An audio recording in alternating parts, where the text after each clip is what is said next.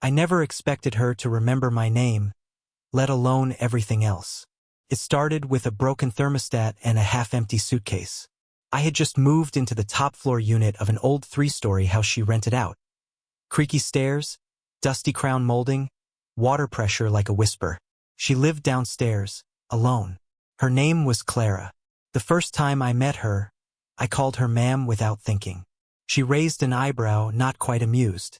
"You don't have to call me that," she said dryly.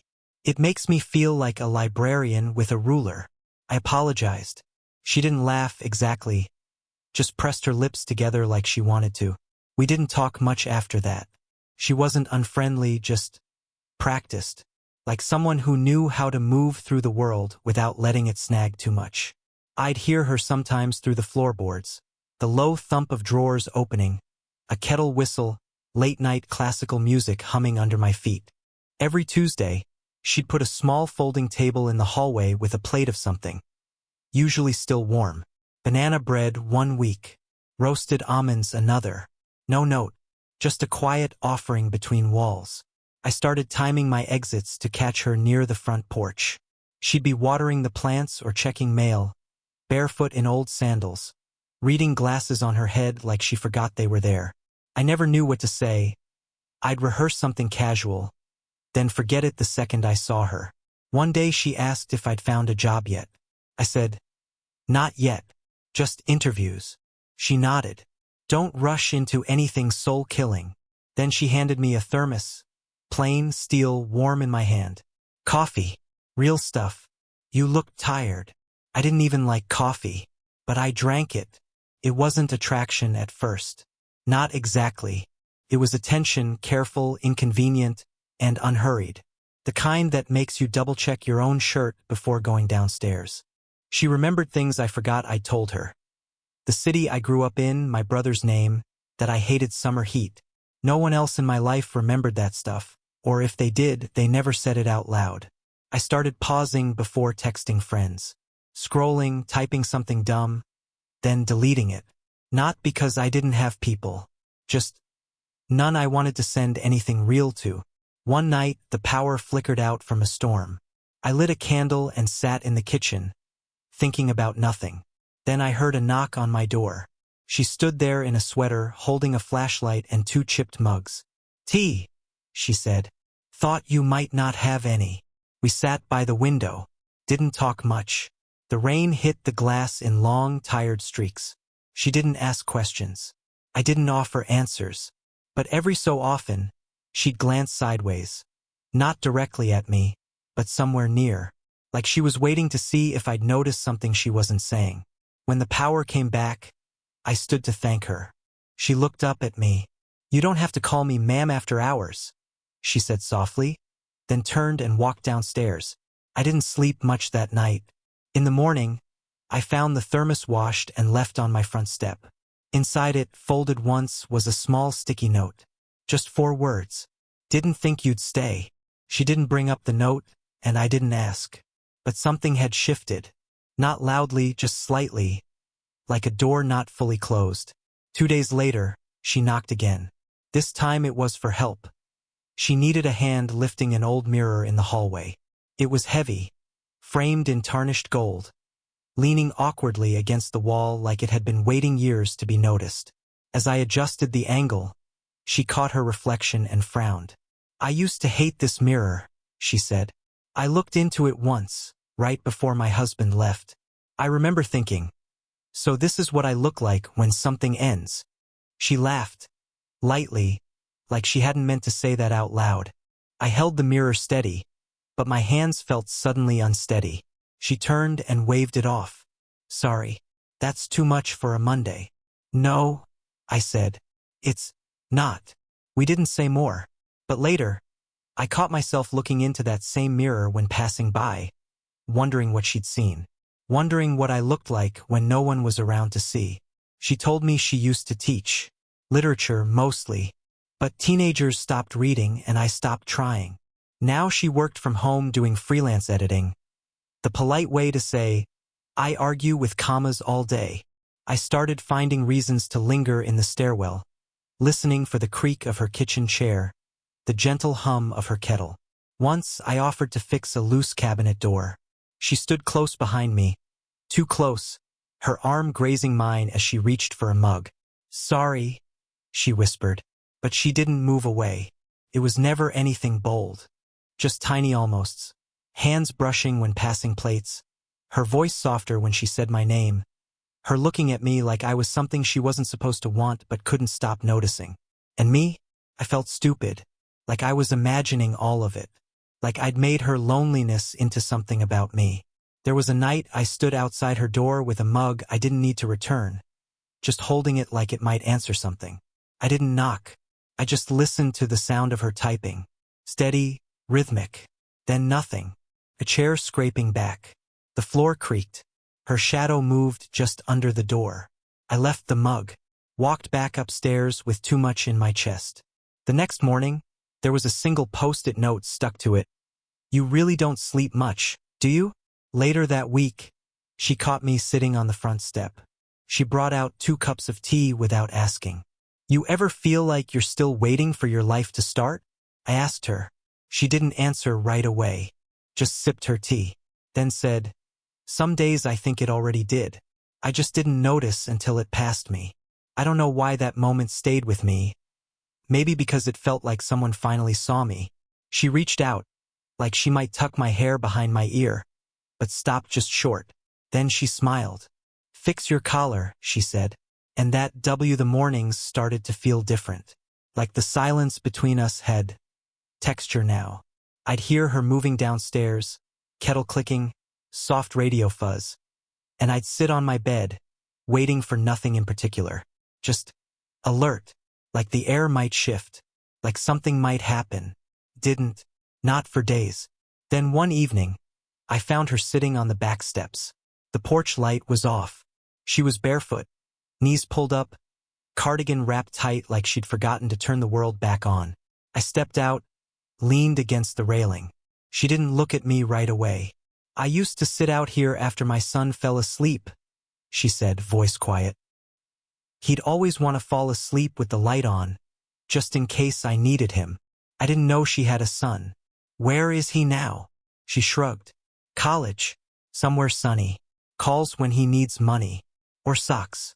I smiled. She didn't. Something about her looked far away. I almost reached for her hand. Almost. But then the gate creaked open. Dan, my old classmate from community college, the one who helped me move in. He stopped short when he saw her. "Oh," he said. "Didn't realize you two were hanging out." Clara stood slowly, smooth but guarded. "Just tea," she said. "And stairs." Dan gave me a look. One I couldn't quite name but didn't like. After he left, she didn't go back inside. Just looked at me for a beat too long. "You should be careful," she said softly. "People like to name things they don't understand." Then she went in, closing the door with a softness that felt like punishment. That night I stared at the ceiling. Tried not to think about how long it had been since someone worried about my name in someone else's mouth. The next day her door stayed shut. The day after that, too. I stopped leaving mugs. Then, one night, I came downstairs for water and found her in the kitchen, barefoot again, spooning honey into a cup like she didn't expect anyone to be there. We both froze. "I thought you'd be out," she said. "I thought you didn't make tea anymore." She looked at me, really looked, like the mirror had turned around. "I didn't mean to push you away," she said. "You didn't." I lied. She shook her head. "You're too young to." "Don't." I didn't say what came next, just stepped closer, close enough to see the tiny freckles near her jaw. The way her breathing changed, shallow, like she was trying not to exhale too hard. She reached up, slowly, and brushed something from my shirt. Nothing was there. Her hand stayed. "I shouldn't," she whispered, but she didn't pull away, and I didn't move. The moment just hovered. Then the kettle clicked off behind us. Sharp, loud, like a warning shot. She stepped back. "I should sleep," she said, not looking at me. I let her leave. Didn't follow. Didn't sleep. But it wasn't. It was late. The air had that end of summer heaviness. Soft wind, distant crickets, Everything quiet except your own thoughts. She asked if I wanted to walk with her. No reason. Just a walk. We didn't say much at first. The sidewalk was cracked, scattered with dry leaves. She wore a light scarf even though it wasn't cold. One end kept slipping off her shoulder. I offered to fix it. She let me. That felt like something. At the corner, we paused by an old bench under a flickering street lamp. She sat. I didn't nod at first. Just stood there, shifting my weight like I wasn't sure how much space I was allowed to take. "You're different when you're quiet," she said. I sat beside her. Not too close, but not far. "What does that mean?" She shrugged. "You always seem like you're thinking 10 things. But when you're quiet, I only hear one." I looked at her hands. They were folded neatly in her lap, thumb rubbing against the edge of her ring finger. There was no ring. "You still think about him?" I asked. She didn't answer right away, just inhaled like it might help. "Not him," she said finally, "but the version of me that thought it would last." The wind moved her scarf again. She didn't fix it this time. I leaned forward, elbows on my knees. "You ever feel like you're the only one who didn't get the manual? Like everyone else knows when to grow up, when to move on, when to stop feeling too much?" Her voice softened. "You think I don't feel too much?" "I don't know what you feel," I said, a little sharper than I meant to. "Sometimes it feels like you pull me close just to remind yourself you can push me away." That sat there, still and wide between us. She turned to me, not fully, just her eyes. And then she said, "You think I don't want you, but the problem is I do." The words knocked the air out of me, because that was it. That was the thing I wasn't allowed to believe. "I'm scared," she added, more to herself than me.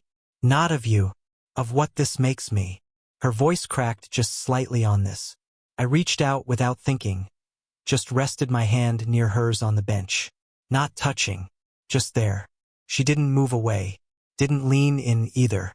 She just stared at our hands, like they were saying something neither of us could. "I don't know what to do with this," she said. "Me either." But I didn't say that.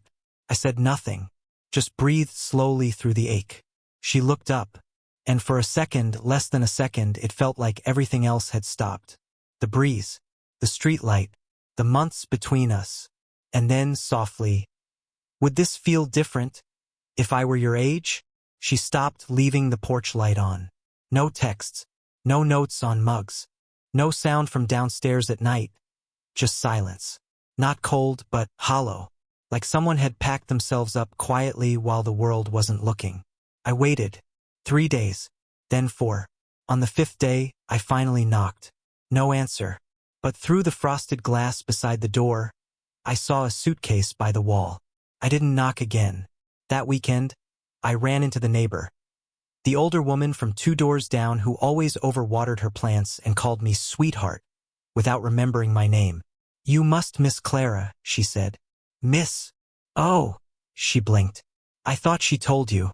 She's helping her son settle into grad school. Out east. Just for a couple weeks, I think." I nodded like I already knew. But I didn't. She hadn't said a word. Shouldn't have hurt. It wasn't like we'd promised anything. Still, I walked home slower than usual. Didn't turn the porch light on when I got in. Sat on the steps in the dark and reread old texts that never said much. "Tea's ready? Rain tomorrow? Don't let the roof eat you alive." I didn't sleep, and I didn't tell anyone, because how do you explain missing someone you never got to keep? When she came back, she looked the same, but something in her didn't sit quite right anymore, like a photo slightly out of frame. She waved when we passed each other. Not cold, not warm, just neutral. I didn't ask how the trip was. She didn't ask why I hadn't texted. One night, I heard voices through the wall. Laughter. Male. Probably her son. Maybe not. I told myself I didn't care. But I started staying out later. Took longer routes home. Found excuses to be anywhere else. Not out of anger, more like self-preservation. Like touching something too warm and learning not to reach again. And then, one night, there she was in the laundry room folding a shirt that wasn't hers. I said, "Hey." She looked up, smiled. but something about it was off. Too polite. "You okay?" I asked. She nodded. "Just tired." She didn't ask about me, and I didn't offer. We stood there, the hum of the dryer the only thing brave enough to fill the room. She reached for the detergent. Her hand grazed mine. We both froze. Then she stepped back, said good night, like it was an exit line in a play she didn't want to perform anymore. And I let her walk out. Didn't follow. Didn't knock later. I opened my phone that night, typed something, erased it, typed again. I didn't know I wasn't supposed to wait, but I never hit send. I didn't feel heartbroken. I felt paused, like life forgot to finish the sentence. It was raining again. Not dramatic rain, just that soft, persistent drizzle that feels like the sky can't decide how to feel. I found her in the kitchen. Midnight. The only light came from the stove's old amber bulb. She was standing by the sink, holding a mug she hadn't sipped. She didn't turn when I walked in. "You left the porch light on," I said. She nodded. "Habit." I leaned against the doorway, waited. "You didn't tell me you were leaving," I added. Her back tensed just slightly.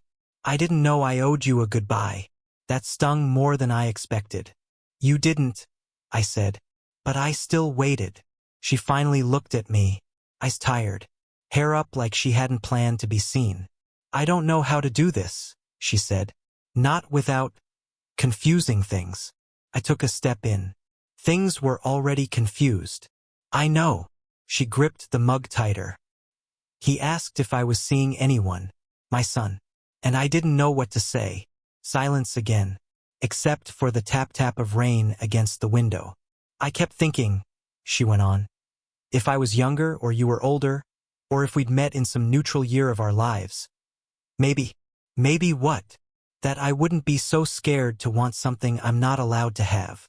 I stepped closer, close enough to smell the tea she wasn't drinking. Chamomile, faintly sweet. "I'm not asking you to promise anything," I said. "I just want to know if it mattered." Her voice came out like a breath. It mattered. We stood there. No music. No swelling background noise. Just the sound of her finally admitting it, and me trying not to fall apart from how simple it was. I took the mug from her hands, slowly, and set it down on the counter. Her fingers lingered in the air after it left. Then I said it, quietly. "I think I stopped looking for what I wanted. Until you." She didn't move, but she looked at me like something in her was finally letting go of the rope she'd been gripping too tightly. "I'm not trying to fix your life," I added. "I just wanted to be in it." Her shoulders dropped. Barely, but they did. She touched my arm, not possessively. Not like a decision had been made. Just a human response. "I don't know what comes next," she said. "Me either." We stood there in the dim yellow light, neither reaching for more. No kiss. No promises. Just air between us, newly quiet. Then she smiled. Small. Real. And said, "Okay." Time didn't rush. It never does when you're waiting for permission to feel okay. But eventually, things softened. The porch light stayed on more often. She left it on without saying anything, and I stopped pretending I didn't notice. Some mornings, she'd already be in the kitchen when I came down. 2 mugs on the counter. One with tea, one with black coffee, even though she knew I still didn't like it much. I drank it anyway. Sometimes we'd go a whole day barely speaking. She'd edit pages upstairs. I'd job hunt or read on the steps with my headphones in. But there was no more pretending to avoid each other. We'd just drift, lightly, toward the same quiet corners. One night, weeks later, I found her outside again, sitting on that bench under the same flickering street lamp. She didn't look surprised to see me. I sat beside her. She handed me a thermos. I smiled. "This still coffee?" "No," she said. "Hot chocolate. For liars who pretend to like coffee." We both laughed. The kind you don't feel embarrassed to let out anymore. That was the shift. We never said, "We're together." No labels. No scene where anyone asked, "What are we?" It just became. I'd come home and find a book on my doorstep with a sticky note. "Page 87. Thought of you." She'd knock on my door around 8:47 a.m., always exactly then, asking if I'd fed the cat I didn't own, just to make sure I was awake. One night I asked her what she was afraid of, really. She thought about it, then said that it would feel temporary, like something I borrowed from someone else's life. I didn't say anything back. I just reached for her hand and held it without expecting it to mean anything more than it already did. Now, months later, we still keep separate apartments. I still climb those stairs to my own bed. But most nights, I don't sleep in it. Not because we made a plan. Just because I tend to fall asleep on her couch with tea gone cold beside me, and she doesn't wake me. She just puts a blanket over my legs and turns off the light.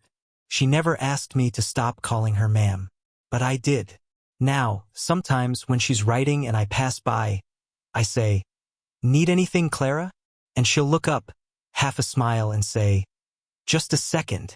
And somehow, it always feels like the second lasts longer than it needs to. I never expected her to remember my name, but she remembered everything else too. Even the things I didn't know how to ask for.